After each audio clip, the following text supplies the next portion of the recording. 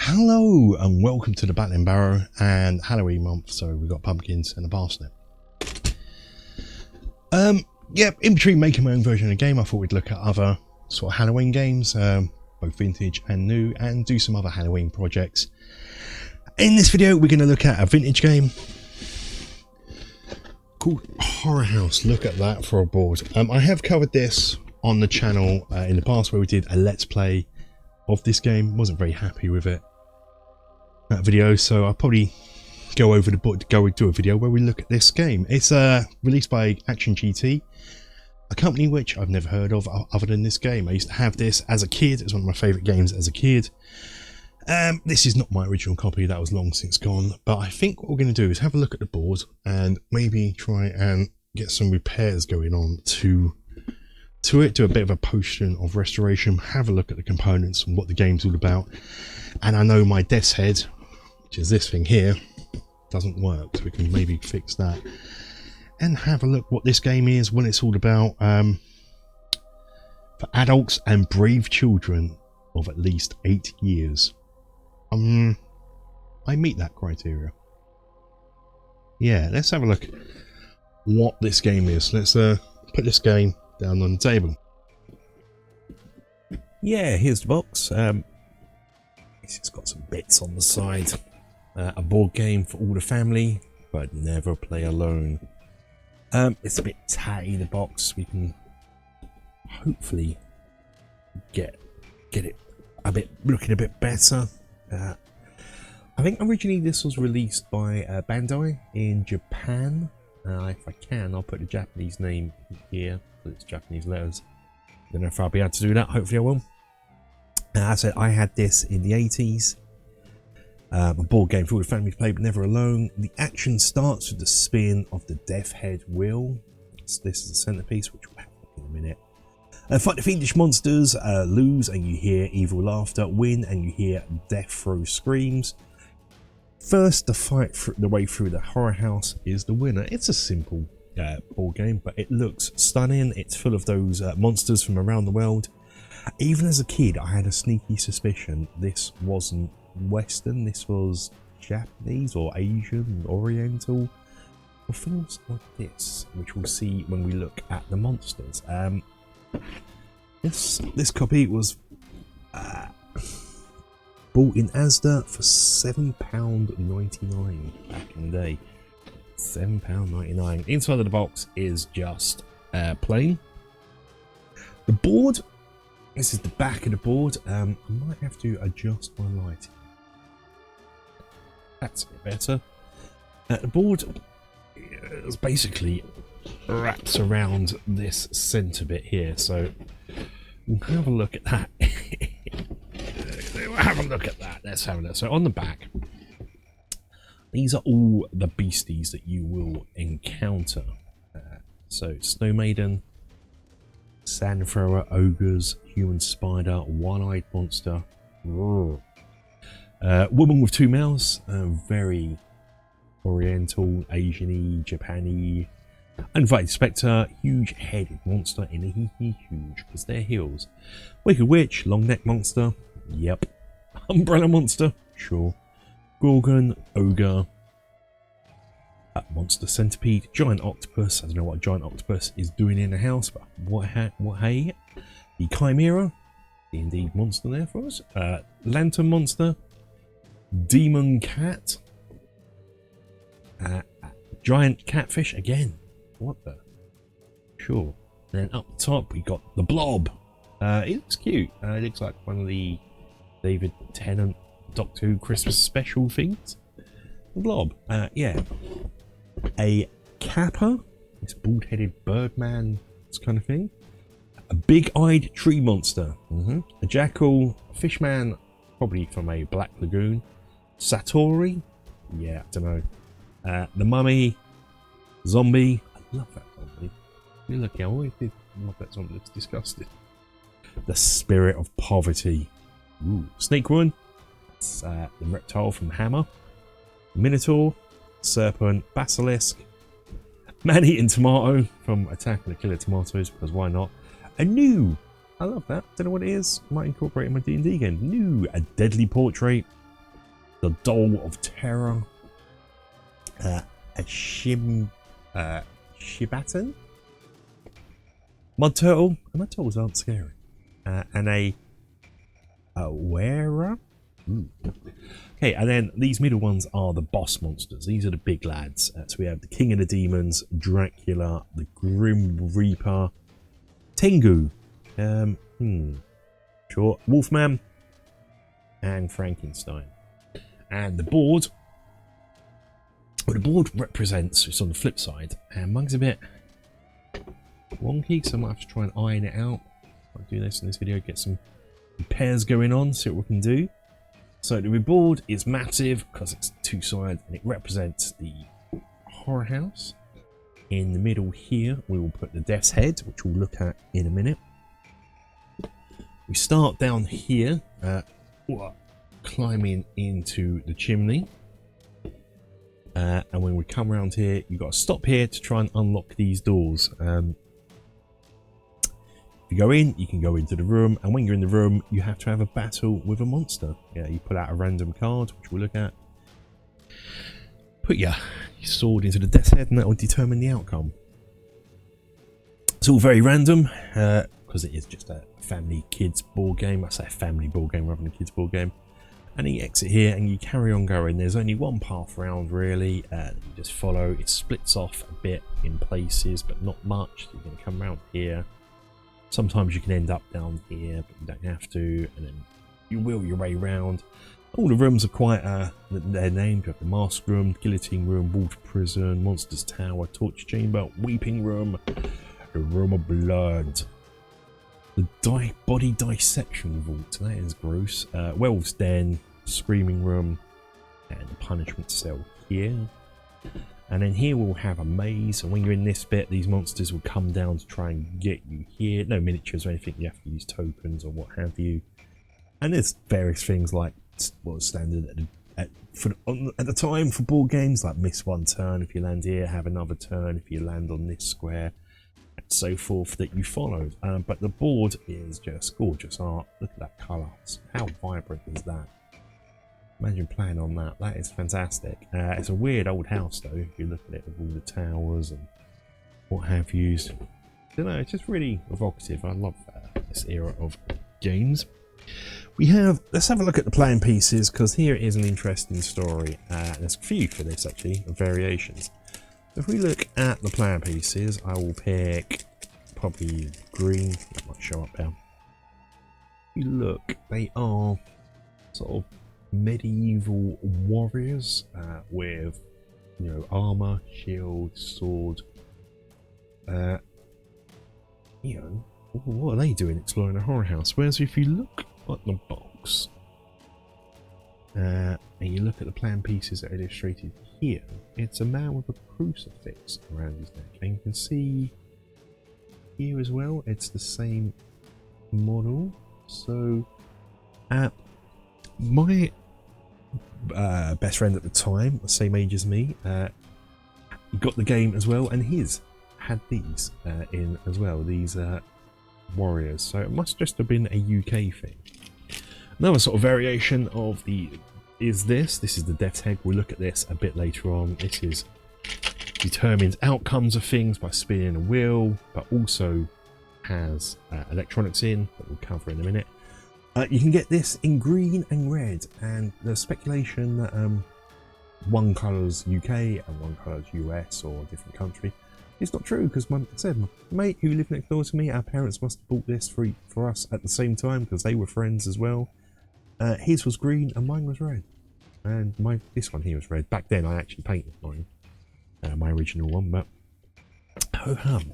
We have the instructions. Let's get these interesting bits out of the way. This will just tell you how to play it. This isn't a book, this is a fold out, because he needs an easy to go through book. We need something you can flip out like this. So yes, so yeah, here we go. To enter the rooms, you see that. So when we get to earlier on, we're seeing where you stop, To get into a room, you have to say the magic words. Use the key at the monster to catch it in the previous battle, so you get keys. We'll have a look at the cards in a minute. We'll use a spirit card. To use the magic words, there are 2 magic words, Kazam and Kapow. You select which one you want to say it out loud, and come here, and let's do Kazam. And again, some debate.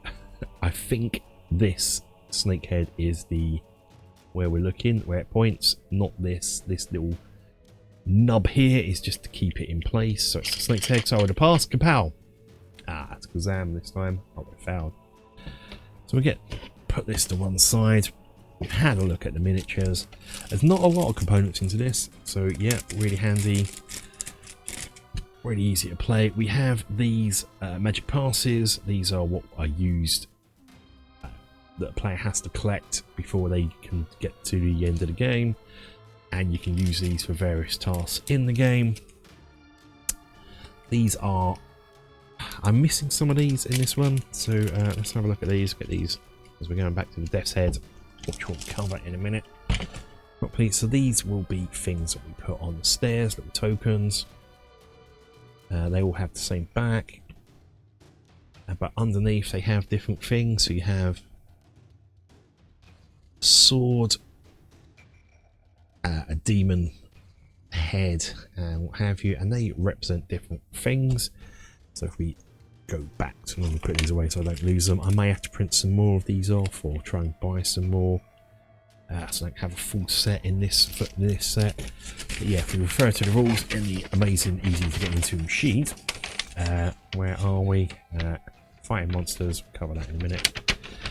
Yeah, so here we are. So these get put on the steps. I don't actually think it tells you where to place them, but you get the king's head, you get the king's head, king of the demons chip, you get to battle. If there's a sword and chip, the player is safe. So sword safe, demon head, you fight a monster. Should keep these out ready for ease of use. To fight, yes, just fairly random. You take this sword and you push here, and this will trigger a sound effect. We'll have a look at this in a moment. Let's get on with the cards. Now, we've already looked at these really because we've looked, they're just a repeat of the things on the back. The only difference is, yeah, so it has a bit of text on it. So this one is, when a person is asleep at night, his neck grows longer to lick up food. Sometimes the neck leaves its body completely to fly around. What is frightening is that the person himself doesn't realise what happens to him at night. If you wake up one morning with a stiff neck, take care. And yeah, that's just grim in itself. So we've sort of looked at these already. A snake with up to 8 heads and 8 tails that lived centuries ago. If it was killed by a warrior, but his spirit still roams the earth today. So it's sort of a Hydra type thing. Let's have a look. A wave wearer.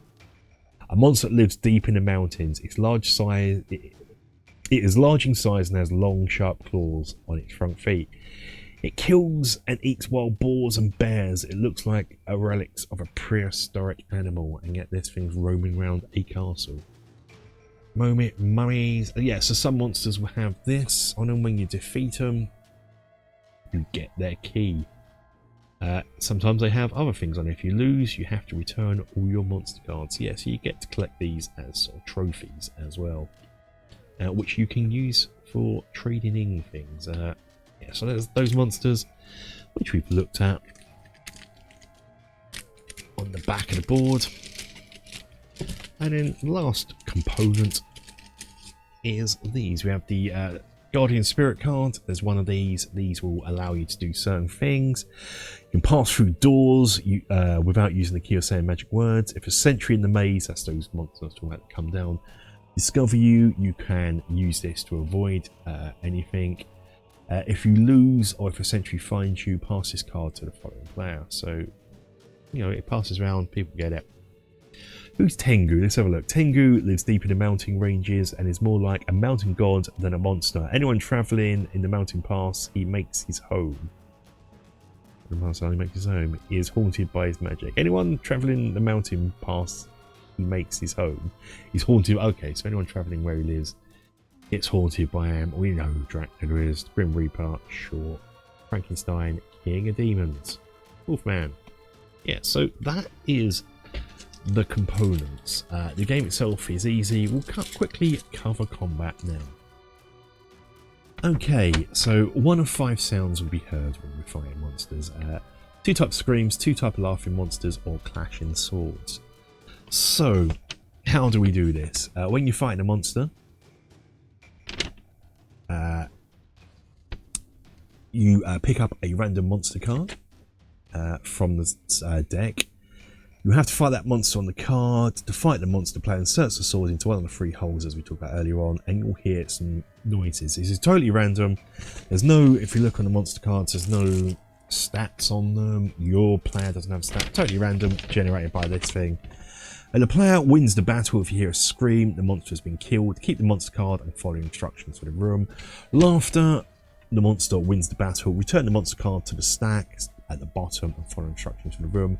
Clashing swords, it's a draw. Return the monster to the bottom of the stack, draw another card and fight again. Some monsters have instructions on them. If you're harding a guardian spirit card, which is looked at, and you lose the fight, you can pass that card to the next player to sort of win the fight. So let's have a look at this death's head thing. I don't think mine works. We're going to have to do a bit of a potion of repair on it. Let's have a look. You're going to take a C battery. Hopefully mine's got enough charge in it to... So, first let's see if the battery works. I don't think this battery works. A good start. Okay, I've tried 3 batteries. None of them work. Interesting. So, let's start the potion of repair. So for this, let's carefully remove these screws. And I say carefully because this is a game from the 80s and this plastic could be brittle.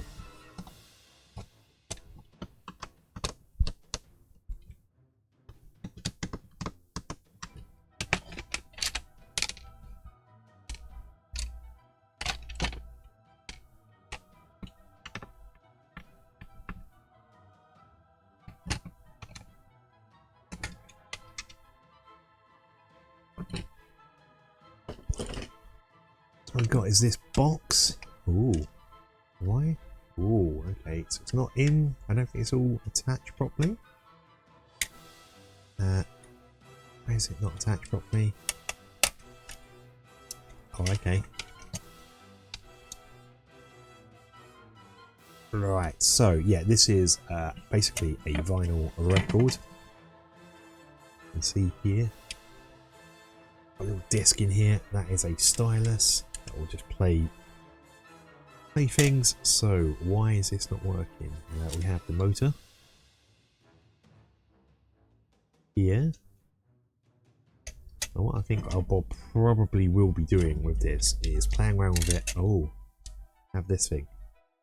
What the heck is this thing? Does this go here? Hoping that goes there. Doesn't fit in there. We'll put that to one side, so that'll be annoying. Okay, there's a loose connection somewhere, so I put the battery in, just bashed it on the table, and it's now working. Motor's spinning. I think there's a screw missing here, I think, to hold it in. So, we have, let's try this.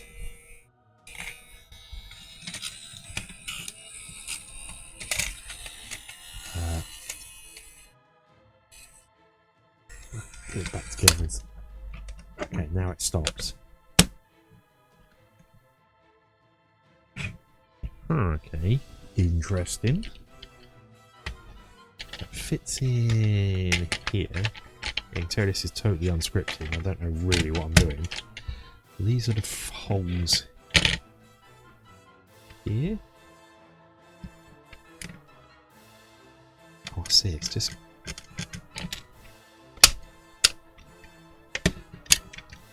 Okay. So now it's stopped. Now it's starting.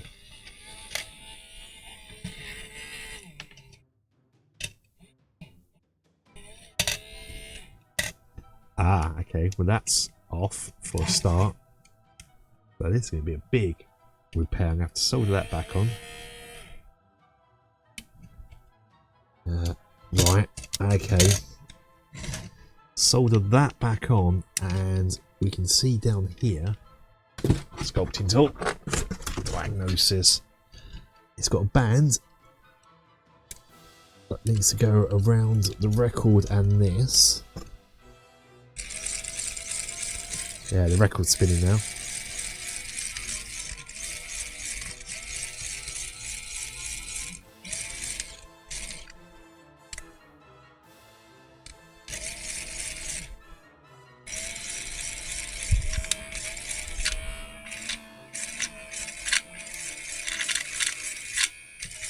Try and get the stylus to play now.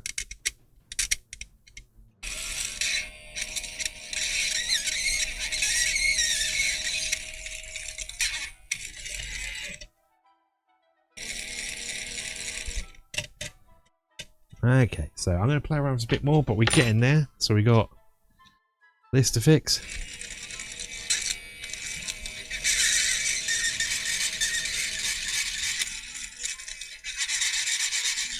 Okay, getting some sound. So what I think this is at the bottom here, the record's got 3 entrances or 6 entrances to play the record. So there's 6 different grooves here. Just as it's spinning around, it will pick one at random and take it down that groove, and each groove, each track has a different scream or sound. So it's just a case of apply enough pressure just to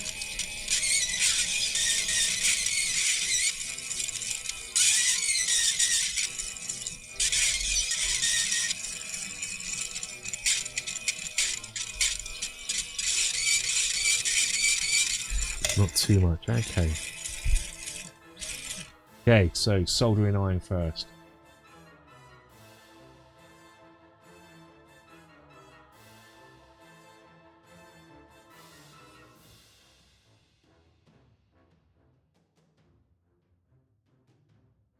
My favourite activity, soldering.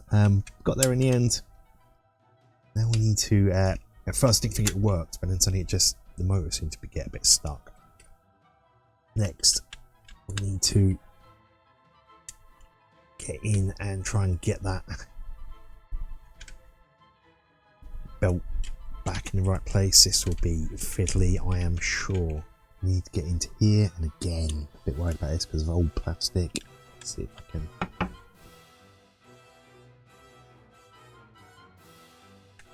Plastic's quite brittle. Oh. Ah, why? Yeah, that's going to be fun. So here's the record. So we've got the stylus still on the top. So it's a disc. Effectively a vinyl record, but plastic. This is a belt. The motor will go around the motor and that will drive it. It looks like it's a bit stretched, so I think I may have to replace this. An elastic band, maybe. That's that. Because it's got just that little bit of stretch in it, so that might be causing issues.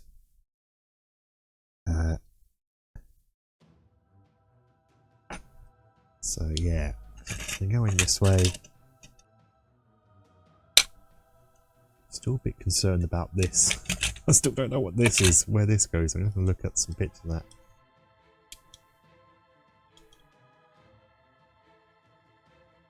What should happen is this shouldn't be. There should be contact all the time. So the contact, the button it's quite simple. It's this wire here. That seems to be on all the time. Why would that be on all the time? Spring here.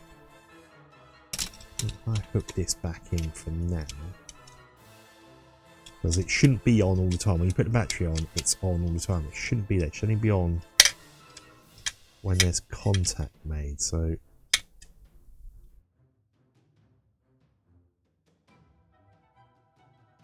when you push it down, all the sword's doing is basically pushing it down and triggering this button, and that is what's making a contact. But why? So when I've got it on off here, I can perhaps see where this goes. At the moment, I've got permanent, so that should be down. Okay. So what I'm probably going to do is obviously keep stopping and starting this until I figured out what's what. Is that it? That's it, is it? Yeah, so I'm going to play around and I'll come back when I figured something out. First up, got the belt back over the motor, flat back on, so I can at least get this back in place. And as long as the motor doesn't pop out, we should be alright for the time being. So I'm going to constantly hold onto the motor. Yeah, I don't know. Okay, that's him. Get battery in here. Cool.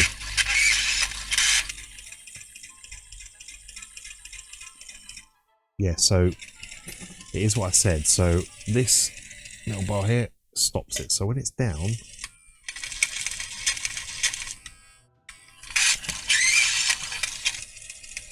so it should be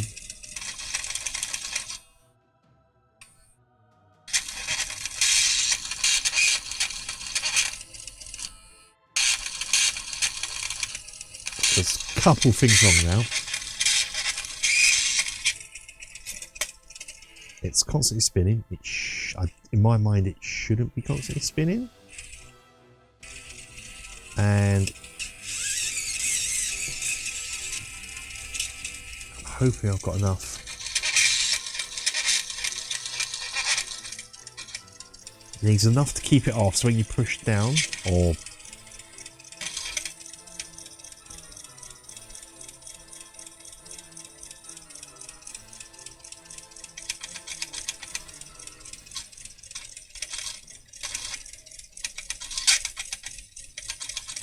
yeah, okay. Okay, so I've recorded lots of footage of me trying to try different things with this. It's got to a point where it's now 2 hours worth of footage. Cannot get this to work. We've done the soldering. It's permanently on, so if I quickly do this. I don't know if you can hear that. It's permanently on, which I don't remember it being permanently on. Is fine, but then this would be the start button to get the if you have it.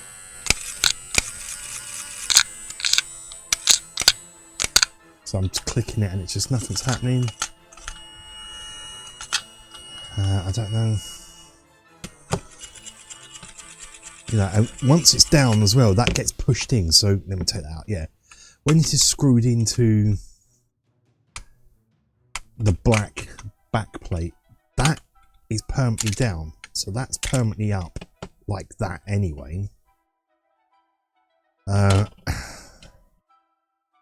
So I'm at a loss. So if someone has a copy of this, could you send me a picture? One, like take it apart carefully, and just send me a picture or something, a video footage of this bit here, this bit here, this here, you know, just so I can make sure I've got mine set up correctly. Maybe this in here as well. Just, you know, I'd really appreciate it. Or if you've had one of these and you fixed it, let me know, because and I'll do a follow-up video if I can ever get that information. So sadly, that is going to have to remain broken in my copy. Let's now try and repair the box. That should be doable, right? Right? Okay, let's do the box. So this box is torn in this corner and badly torn in this corner, and the temptation when repairing these boxes in old games is sellotape. Never use sellotape. What we are going to do though is use some PVA glue. So I'm going to come in with a brush the PVA on. We are. That's quite tricky for me to get in shot. We're just going to turn some lighting off. What about the view here? But run some glue down the along here and along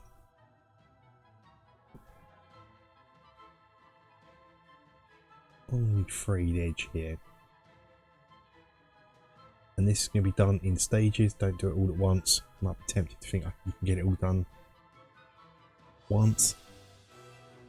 That could be a mistake. Any clue?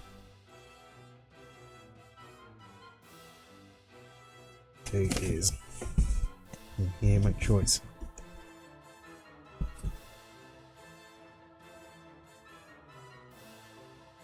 up here. Once I use butt against this, some clips, hold that in place.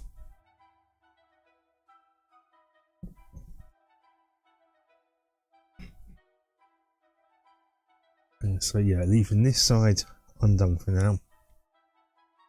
Just concentrating on this one bit here. We'll get some glue in here as well. Let's leave that completely dry before we touch the next bit.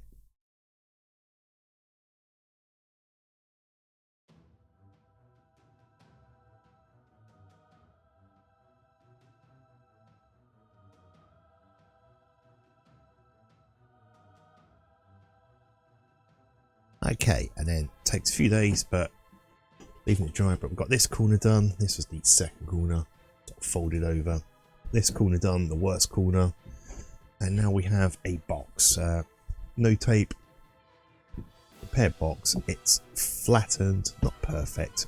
Get an iron out if you really wanted to, but for this, I'm happy with this because it's got to show its age. You don't want it to be perfect. If you wanted to make it brand new, come in with black marker and fill in all these gaps, but I like this like a bit of antique furniture. It's got to have a bit of patina to it to show its age. I've just glued these just to protect it, to make sure it's not going to get any more damaged. So yeah, that is it. So I think also I'm going to leave this video here. We've had a look at what this game is. We've tried to repair the electrical part on MacLeod. Big help would be if you have this, can you have a look inside, put a battery in it. Let me know, one, if it's constantly on, and two, have a look inside and see what's what. That'd be a great help. I might revisit this. This is an awesome game. If you see it online in the second-hand market, pick it up if you're a fan of things a bit spooky. Great for Halloween. I'll leave it here. Until the next one, guys. Stay safe. Take care. Bye-bye.